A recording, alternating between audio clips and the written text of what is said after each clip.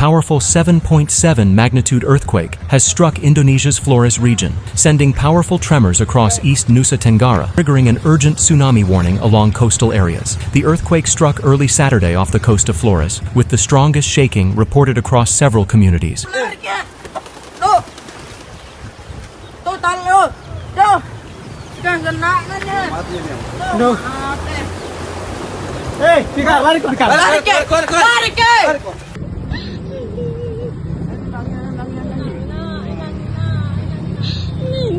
Within minutes, residents rushed out of buildings and moved toward safer areas, as authorities warned people near the coastline to stay away from exposed coastal zones. And then came another major concern. A tsunami warning was issued. Authorities began monitoring the shoreline as emergency teams moved in to assess damage and check vulnerable buildings. The warning was later lifted after only relatively small tsunami waves were recorded, but the danger did not disappear completely.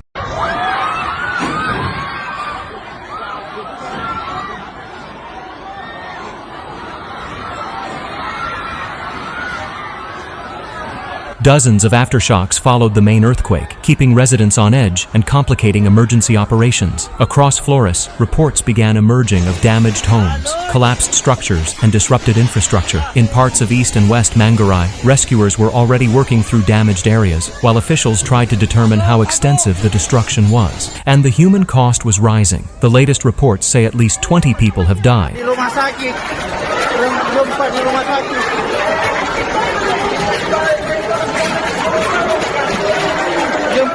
sakit.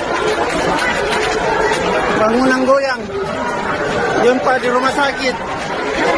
Bangunan goyang.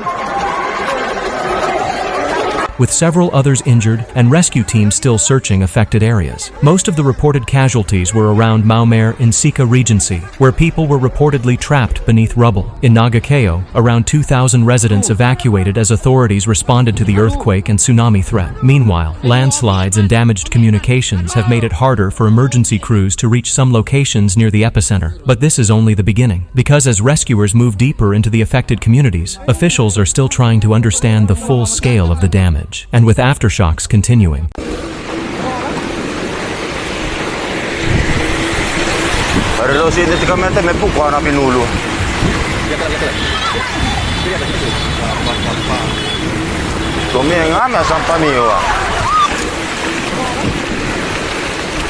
Residents across Flores are being urged to remain alert. More updates are expected as rescue teams continue their work. The situation is becoming more serious as rescuers move into the hardest hit areas of Flores. At least 20 people have now been reported dead, while several others are injured, and rescue teams continue searching damaged structures. Authorities say the toll could still change as more communities are reached. The town of Maumere in Sika Regency has become one of the main centers of the emergency response. Rescuers have reportedly found victims beneath collapsed structures, while damaged buildings and unstable areas are making the search increasingly difficult. And then, another problem appeared. Landslides blocked important roads. Near the earthquake zone, sections of the Trans-Flores Highway were affected, while power outages and communication problems made it harder for officials to receive information from remote communities.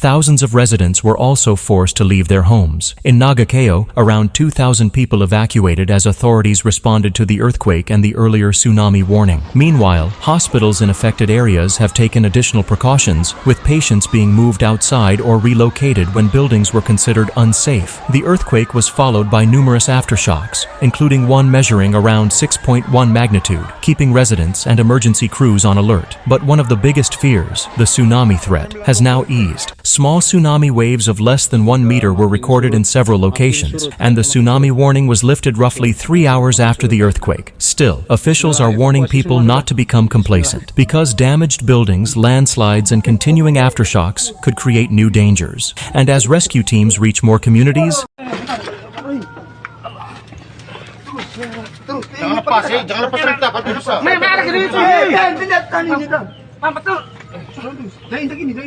Terus bang sana, langsung sini mabuk. Terus.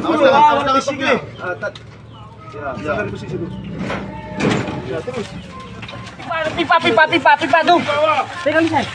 Ini pipa nih. The true scale of the disaster is only beginning to emerge. But even after the tsunami warning was lifted, Indonesia's emergency is far from over. The latest reports say at least 20 people have died, 6 people are injured, and rescuers are still searching for people trapped beneath rubble. Officials warn that the numbers could change as teams reach more affected communities. In Nagekeo, around 2,000 residents were evacuated after the earthquake and tsunami warning, while landslides blocked roads and made access to some areas extremely difficult. Power and communication outages have also complicated the response. The tsunami warning has now been lifted after only relatively small waves were recorded, but residents have been warned to stay away from damaged buildings because strong aftershocks could cause weakened structures to collapse, and the aftershocks are still a major concern. One of the strongest measured around 6.1 magnitude, keeping emergency workers and residents on alert.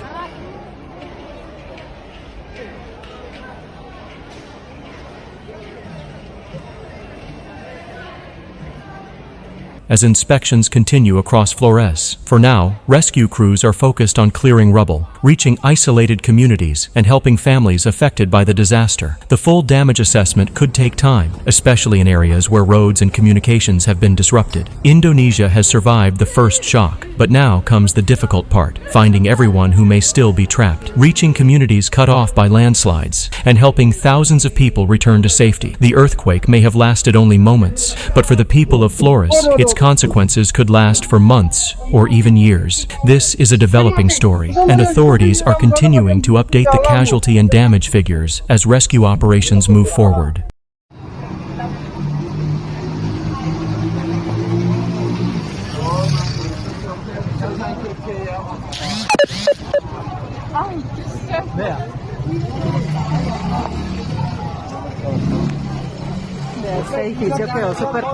But the worst may be in the areas that rescuers are still struggling to reach. Near Nagekeo, the region closest to the epicenter, emergency teams have faced major obstacles as landslides blocked roads and communication problems disrupted contact with communities. Rescue crews have been trying alternative routes, including travel by sea, while authorities continue collecting information from remote areas. In Maumere, one of the main towns on Flores Island, rescuers have already recovered victims from collapsed structures. Officials reported 20 deaths, 6 injuries, and 2 people still trapped beneath rubble in the latest rescue update. And the destruction isn't limited to homes. Buildings, government facilities, and warehouses were also damaged, while power outages and traffic disruptions added another layer of difficulty for emergency crews. Then came another terrifying development. Hospitals had to move patients outside. In Ende, medical teams evacuated patients from a hospital as officials assessed whether buildings were safe following the powerful shaking and aftershocks. Meanwhile, around 2,000 people in Nagekeo evacuated as the tsunami warning sent residents rushing away from vulnerable coastal areas. The warning was later lifted after only relatively small waves were recorded, but authorities continued monitoring the coastline. And the earthquake didn't stop with the first massive shock. Several strong aftershocks followed, including one measured at around 6.1 magnitude, keeping residents nervous and forcing emergency workers to remain cautious around damaged structures. For now, rescue teams are racing against time. Roads need to be cleared, communications need to be restored, and the most isolated communities still need to be reached. Because until rescuers finish their search, authorities say the full scale of this disaster remains unknown,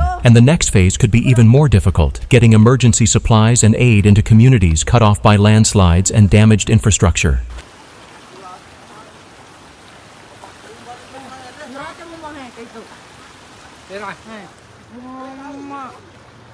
Karena laruh yang ng panahon. Tuh.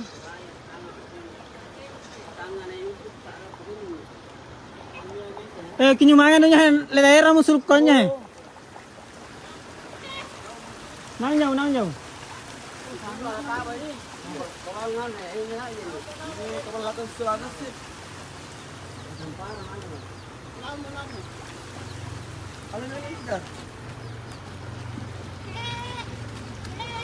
Tapi yang petar sudah masuk ini malak ki.